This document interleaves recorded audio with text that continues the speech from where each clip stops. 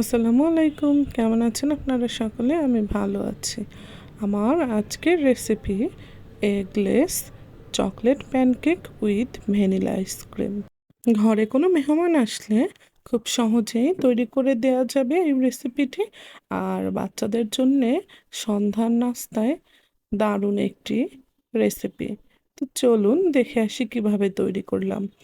প্রথমেই এখানে আমি নিয়ে নিচ্ছি গরম 1 কাপ দুধ।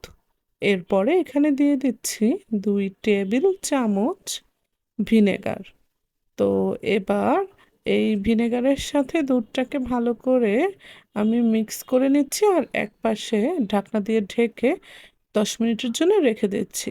আর এখানে আমি অন্য একটা পাত্রে নিয়ে নিচ্ছি 1 কাপ ময়দা। এরপরে এখানে দিচ্ছি 3 টেবিল চামচ কোকো পাউডার, 1 চা চামচ বেকিং পাউডার, আর এখানে দিয়েছি 1/3 কাপ পাউডার সুগার। আপনারা চাইলে পাউডার সুগারের বদলে নর্মাল চিনিও ব্যবহার করতে পারেন, কিংবা নর্মাল চিনিটাকে একটু ব্লেন্ড করে নিলেই তৈরি হয়ে যাবে পাউডার সুগার। এরপরে শুকনো উপকরণগুলো ভালো করে মিশিয়ে নিচ্ছি। এবার এখানে যোগ করছি 2 টেবিল চামচ গলানো বাটার। এই তো এর পরের উপাদানটি হলো ভ্যানিলা এসেন্স। এখানে আমি 1 চা চামচ ভ্যানিলা এসেন্স যোগ করেছি। আর ওই যে বাটার মিল্কটা যে তৈরি করেছিলাম, এটাকে দিয়ে দিচ্ছি এবারে। এখন এই সকল উপকরণগুলো মিক্স করে নেবার পালা। এগুলোকে মিক্স করব খুব হালকা হাতে। এখানে আমি একটু স্পিডটা বাড়িয়ে দেওয়ার কারণে দেখাচ্ছে আমি খুব জলদি জলদি এটাকে মিক্স করছি। আসলে এটাকে কিন্তু আমি খুব হালকা হাতে আলতো করে মিক্স করেছি সময় নিয়ে। এরপরে এটাকে 10 মিনিট রেস্ট দিয়ে একটা পাইপিং ব্যাগে নিয়ে নিচ্ছি।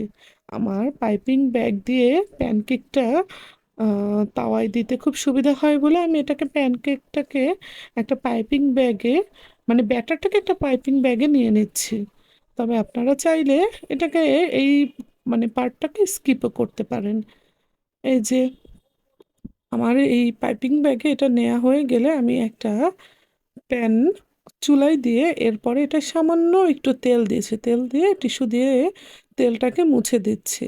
এরপরে এটাকে আমি সেই ব্যাটারটা পাইপিং ব্যাগের এখানে দিয়ে 2 মিনিট অপেক্ষা করব।